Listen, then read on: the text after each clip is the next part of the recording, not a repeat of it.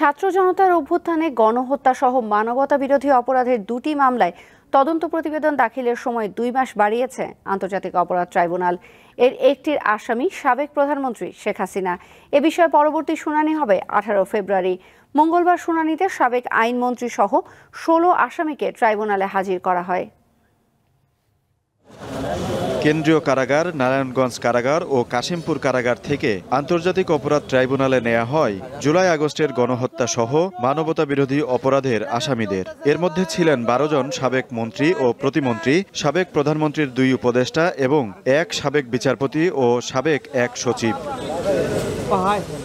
ট্রাইব্যুনালের কার্যক্রম শুরু হওয়ার পর প্রসিকিউশনের পক্ষ থেকে শেখ হাসিনার বিরুদ্ধে গুম, নির্যাতন ও খুনের অভিযোগ পাওয়ার তথ্য তুলে ধরা হয়। বলা হয়, জুলাই আগস্টের পাশাপাশি 16 বছরের অভিযোগের তদন্ত করা প্রয়োজন, কারণ গুম কমিশনের প্রতিবেদনে শেখ হাসিনার দায় উঠে এসেছে। প্রধানমন্ত্রী হাসিনার নির্দেশে যে তাদেরকে রাখা হয়েছে, তার ইচ্ছা এবং অনিচ্ছায় কাউকে আটক রাখা বা ছাড়া হতো, সেগুলো গুম কমিশনের তদন্তে আমরা পেয়েছি।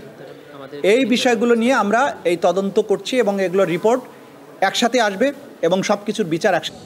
পরে আদালতে উপস্থিত 16 জনের বিষয়ে শুনানি শুরু হয়। তাদের বিরুদ্ধেও জুলাই আগস্টের হত্যাকাণ্ডের পাশাপাশি শেখ হাসিনা আমলের অপরাধের দায় উল্লেখ করা হয়। এ সময় আওয়ামী লীগের সাধারণ সম্পাদক ওবায়দুল কাদের সহ অন্য আসামিদের গ্রেপ্তার করতে না পারার বিষয়ে ব্যাখ্যা চায় ট্রাইব্যুনাল। যে ওবায়দুল কাদের গ্রেপ্তারি পরোয়ানা জারি হওয়ার পরে বাংলাদেশে কোথায় তিনি কিভাবে ছিলেন, কেন তাকে গ্রেপ্তার করা হয়নি, এই ব্যাপারে আইন শৃঙ্খলা রক্ষাকারী বাহিনীর কাছে একটা ব্যাখ্যা চাওয়া হয়েছে। অপরাধের নিউক্লিয়াস শেখ হাসিনা, তার গ্রেপ্তারের ব্যাপারে যে আমরা ইন্টারপোলের মাধ্যমে রেড নোটিশ জারি করা, আদালতের যে গ্রেপ্তারি পরোয়ানা, সেই অনুযায়ী কতদূর ব্যবস্থা নেওয়া হয়েছে সেটা জানার জন্য আদালত পরবর্তী 2 সপ্তাহের মধ্যে একটা প্রতিবেদন চেয়েছেন।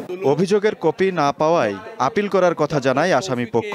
প্রাথমিক অভিযোগনামা যেটা পেয়েছি সেটা কপি অফ এলিগেশন না, সেই বিষয়ে আদালত শুনানি অন্তে কোনো আদেশ প্রদান করেননি। আদালত দুটি মামলার তদন্ত শেষ করতে 2 মাস সময় দিয়ে পরবর্তী তারিখ 18 ফেব্রুয়ারি নির্ধারণ করেছে। ওই দিন গ্রেপ্তার আসামিদের পুনরায় ট্রাইব্যুনালে হাজির করতে হবে।